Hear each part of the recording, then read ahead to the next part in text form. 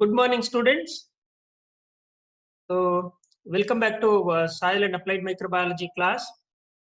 In the previous session, we were discussing on rhizosphere.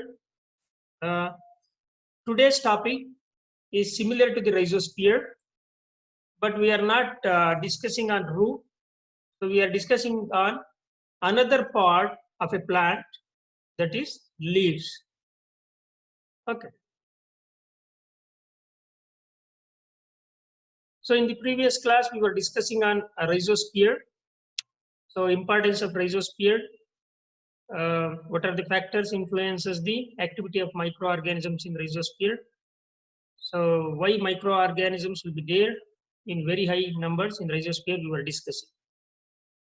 Similarly, in 1960s, a scientist called Runnen, she's a Dutch scientist.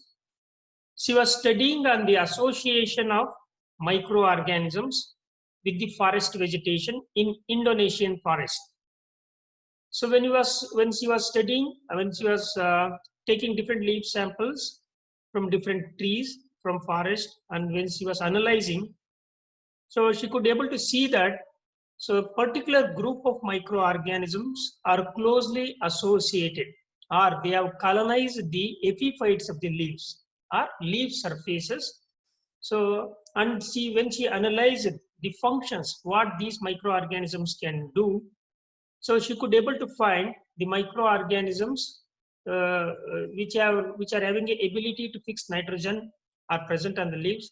There were microorganisms so which were able to solubilize nutrients, like phosphate solubilizing microorganisms were present, and different groups of microorganisms, especially the bacteria, which we can find in the soil. So many of the bacteria were present on the leaf, like Pseudomonas, Bacillus, Klebsiella, even Rhizobium was present, even Azotobacter was present, even Azospirillum was present on the leaf surfaces. So, and even these microorganisms had nitrogen fixing ability and also phosphate solubilization ability. So, after studying this, so she come to conclusion that similar to rhizosphere, so leaf surface or the appendages present on the leaf also provide a micro habitat or a micro environment on which microorganisms will deposit or will grow, establish, so and continue to survive on the leaf. So to denote this region around the leaf that is colonized by or habitated by microorganism, we coined the term phyllosphere. So phyllosphere is the region around the leaf, both front as well as ventral as well as dorsal side, region around the leaf that is habitated or colonized by microorganisms is called as phyllosphere. So similar to rhizoplane, that is surface of the root. So even surface of the leaf is termed as phylloplane. Okay. So you may be knowing that the plant leaves, whether tree leaves or any small shrub or grasses leaves, they are always exposed to air currents. So air currents, apart from air, they also carry water droplets. They also carry many pollen grains, others. This thing. They also carry dust particles, soil dust particles. So these wind currents, so whenever they find a leaf surfaces, the dust, water droplets, and whatever the things they are carrying along with them, so they will get deposited onto the leaves. Okay. So these depositions, like the water vapor, will bring the microorganisms that are present in the water onto the leaf surface. The dust particles which are present in the wind current, when they fall on the leaves, so they put a huge amount of microorganisms which are adhering to the dust particle. These dust particles come from the soil. So the soil microorganisms, through air currents, through dust, they will add it onto the leaf surfaces. So once the microorganisms are landed on the leaf surface, it is not easy for the microorganism to survive on the leaf. because the environment that is present on the leaf is entirely different from other habitats of microorganisms like water or soil. This is a different and a difficult environment. So because leaves are always exposed to rains, so water rain droplets, they are always exposed to high UV radiation, very high sunlight. So because of all these reasons, and also unlike rhizosphere, so there will not be presence of much nutrients on the leaf surface. So because of all these reasons, the leaf surface is a very tough reason for the survival of the microorganisms. Even the adhering of microorganisms onto leaf surface is very difficult. So, but once the microorganisms are landed on the leaf surface, there are many appendages which will help in the holding of the microorganisms on the leaf surface, like cuticles, waxes, which are present on many leaves, like trichomes or hairs, which are present on many leaves, and other hair-like appendages, other curvatures. So all these appendages help in the anchoring of microorganisms which are fallen on the leaf surface. Okay. So once the microorganisms are dropped onto the leaf surface, majority of the microorganisms will die immediately or within some time. They will die because of the very harsh environment. Some microorganism may survive for some more time, that is maybe a few hours or few days, and later they may die. So without establishment. Some microorganism will survive there, will establish there, and they will continue to grow on the leaf surfaces. These are the phyllosporic microorganisms. Okay, and phyllosporic microorganisms, similar to phyllosphere, there are many other terminologies given by many scientists. So to denote the microorganism present on different parts of the plant, like, so phyllosphere is leaves, callosphere is the microorganism which are habitating the stems, phylloplane, that is leaf surface, anthosphere, the microorganisms which are habitated on the flower, around the flower, and carposphere, the microorganism which are habitated around the fruits. It is called as carposphere. You need not have to remember this. This is just for information. So I was telling you that the microorganisms which are surviving on the leaf surface, so should adapt to certain conditions, harsh conditions, like usually the microorganisms on the leaf surfaces are pigmented in nature. So because this pigmentation is for reflecting the excess light or excess UV radiation that will be coming directly from the sunlight. It is a photoprotection mechanism. And these microorganisms present on the leaves are adapted to low nutrient condition. So they can survive on very low nutrient condition. These two are the adaptation by microorganisms which are habitating the leaf surface. And what are the nutrients that are available for microorganisms on the leaf surface or in the phyllosphere? So phyllosphere contains, like rhizosphere, they also contains many nutrients, like amino acids will be present, many sugars and carbohydrates like glucose, fructose, and sucrose. I repeat, amino acids, glucose, fructose, and sucrose are the main sources of nutrients that will be present on the leaf surface.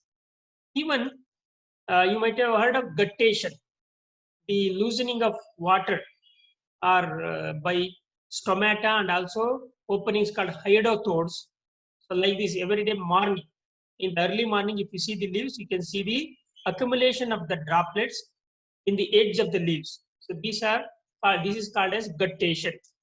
So through guttation also nutrients are released onto the leaf surface. Okay.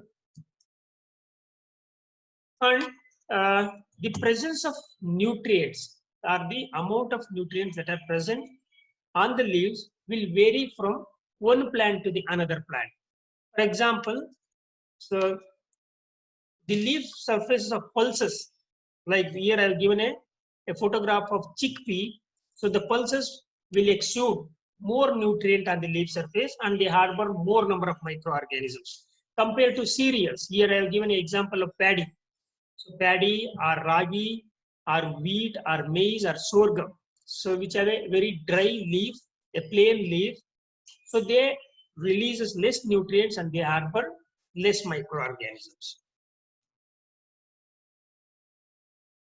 Biochemical reactions on phyllosphere. So you might have heard of a terminology called phytoalexins. Phytoalexins. So plant leaves produces some chemicals in response to injury. So plant leaves produces some chemicals in response to injury or in response to attack by pathogenic microorganisms. So these chemicals are known to inhibit the growth and establishment of pathogenic microorganisms. Okay. So phytoalexins is a Greek word where phyto means plant and alexins means warding off. So these are the chemicals, phytoalexins are the chemicals produced by plant leaves to inhibit the growth of pathogenic microorganisms.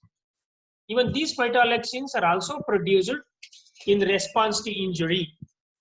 And in normal conditions, the phytoalexins chemicals will be present in very low concentrations, but upon the induction or upon elicitization, or when they sense that whenever there is a presence of pathogenic microorganisms, then it start growing.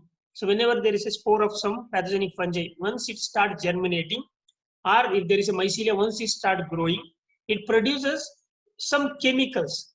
So these chemicals are sensed by the plant, so and they induce to produce more amount of phytoalexin chemicals to ward off or to avoid the germination of these pathogenic microorganisms. So these are called phytoalexins. These are some of the phytoalexin chemicals produced by some plants against some pathogens. For example, soybean known to produce phytoalexin called hydroxyphaciolin, so which is known to inhibit Phytophthora sojei, damping of pathogen. So in potato is known to produce solanine, a phytoalexin, so which is known to inhibit Phytophthora infestans, that is a blight pathogen. Similarly, in pea, it is known to produce pisatin, a phytoalexin chemical against Penicillium expansum. In tobacco, it is known to produce scopolamine, which is a phytoalexin against Pseudomonas solanaceae, a wilt pathogen. In apple, so florizin is produced against Venturia iniqualis, against rot pathogen. So like this, you need not have to remember this.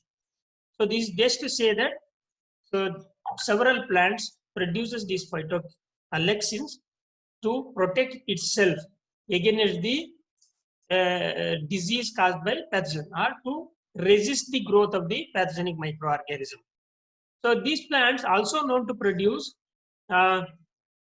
fungistatic chemicals, that means which will inhibit the germination and growth of fungal propagules and spores. And this slide shows some of the examples of microorganisms which will be habitating or which are commonly habitating the leaf surface or leaf phyllosphere. Example: bacteria, Pseudomonas, Beringia; fungi, Aspergillus, Alternaria, Cladosporium; yeast, Candida albicans, Saccharomyces cerevisiae.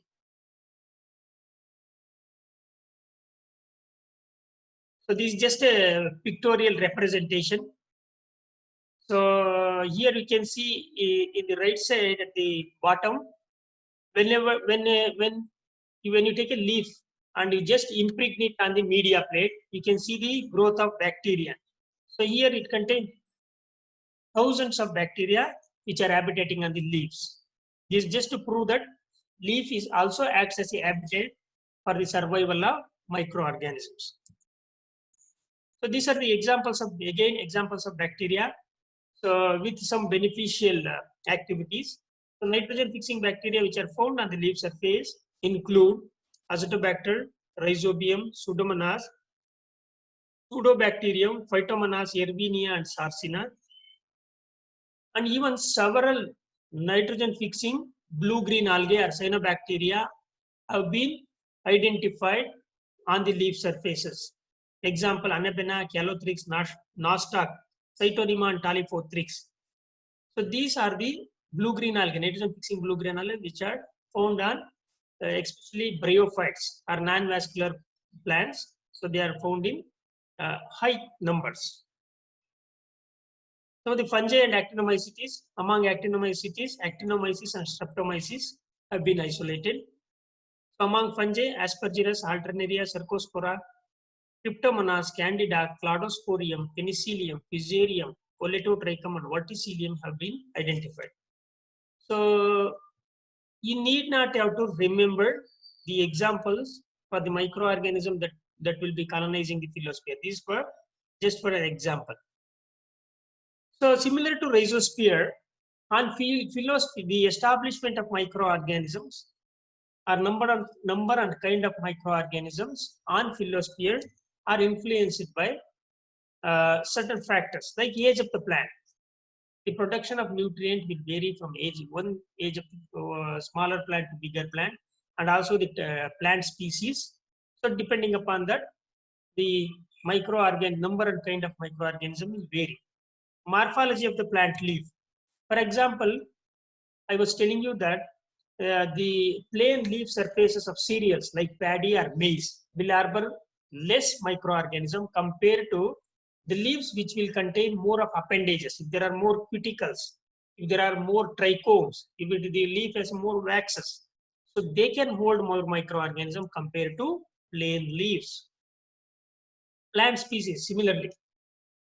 So environmental conditions like atmospheric pollution, light, temperature also influences the establishment of microorganisms. If the temperature is, especially in forest, where temperature is medium or congenial, the establishment of microorganism will be more compared to deserts or barren lands where there are only few plants. So where the light intensity will be very high, there the microbial load will be very less. And atmospheric pollution. So if there are any plants which are near in the industrial area, so if there is a plant near the cement factory which will be continuously leaving dust, so these type of dust and other pollution will reduces the colonization of microorganisms on the leaves. Similarly, chemical sprays. So if we spray the plants with a pesticides or fungicides or antibiotics, the population of bacteria will be strongly reduced. So another way, if you apply fertilizers, so a plant will grow healthy and the colonization by microorganism will also be more. Even hormones, plant growth hormones also have a positive impact. They also help in the more establishment because it will help in the better growth of the plant. Okay, I'm continuing. So this is about phyllosphere. So next we will now move on to another topic which is similar to phyllosphere and rhizosphere. So you might have heard of spermosphere. I don't know whether how many of you have heard of. So the germinating seed or the seed which is germinating, so will also produce certain nutrients or chemical around its skin, so which will influence the colonization of microorganisms. So the region around the seeds, which is colonized by microorganisms is called as spermosphere. A scientist called as Duggelli in 1904, he reported that healthy seed will produce us. Seeds are known to produce or release certain chemicals or nutrients into its surrounding through its seed pod, so which is going to influence the colonization of microorganisms. So to this reason, he called it as a spermosphere. That is, spermosphere is coined by scientist Duggelli in 1904. So the definition of spermosphere goes like this: the region around the germinating seed colonized by microorganisms is called as spermosphere. So this is important, that is the region around the germinating seeds. So the dry seed may not produce nutrient and may not attract more microorganisms. So whatever we are referring, it is mainly to germinating seeds.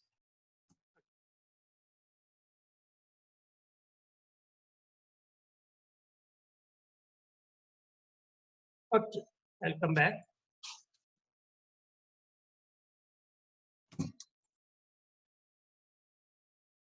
Similar to rhizosphere effect, in 1959, a scientist called as GPC, he said that the germinating seed produces certain chemicals, so and it will attract particular group of microorganisms, and it will enhances the activity of microorganisms around the seed pod or around the seed. So that means it will increase the activity of microorganism by production of certain chemicals and nutrients around the seed coat while it is germinating. So this effect of influencing the activity of microorganisms or enhancing the activity of microorganism around the germinating seeds by production of chemicals, it termed it as spermosphere effect. It is similar to rhizosphere effect. Okay. So here I wanted to tell one thing, on background.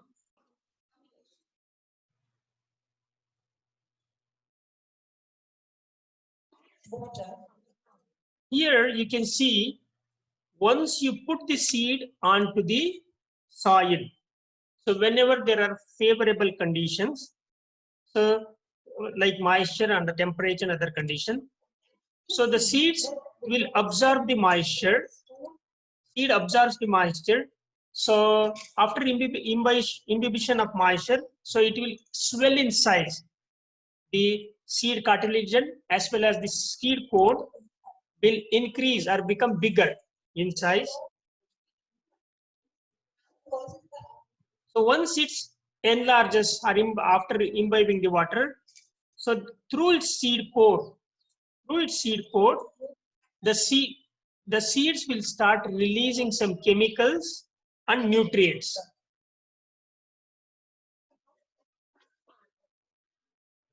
So once you start releasing the nutrients and chemicals, it will attract the microorganisms that are present in the soil, and help in the establishment of these microorganism in its rhizosphere once the root develops. So I was telling you that, so once seed is put in a soil, so under favorable conditions, so it will imbibe the water, so it's become bigger, and also the seed coat start increasing its in thickness and it will start cracking. So during this stage, through its seed coat, so seed releases certain chemicals and nutrients to attract the microorganisms.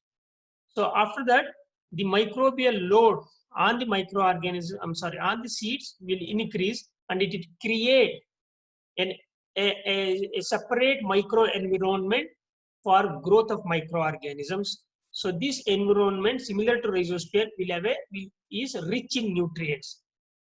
So this region around the germinating seeds colonized by microorganisms are influenced by the chemical activity of the germinating seed is called as a spermosphere. So here the seed treatment have an influence on the spermosphere microorganisms. So there are several treatments which will be given to seeds before they are put into the soil or before they are sown. For example, some are treated with the hot water, some are treated with fungicide, some are given some physical rubbing or other thing, some are treated with the biofertilizers. So if the seeds are treated with fungicides, the microbial load on the seed surface will reduce. So if they are treated with the hot water, again the microorganisms on the seed coat will get reduced. So, and in other way, if they are treated with beneficial microorganisms like biofertilizers, so the establishment, they will get a first hand or a first preference for the nutrients that are released through seed coat, and also they will even after the development of radicle or root, so they will go on establishment, they are go on establishing in the around the roots, because even when roots start developing, it also start releasing nutrients. So because of this, if the beneficial microorganisms like biofertilizer, nitrogen fixers, phosphate solubilizers, or growth promoting microorganisms like trichoderma and pseudomonas, if they are applied to soil through seed treatment, so they will establish better in the root zone of the plant, and they will give the best benefit to the plant. Okay. So this is what I wanted to cover in phyllosphere and spermosphere.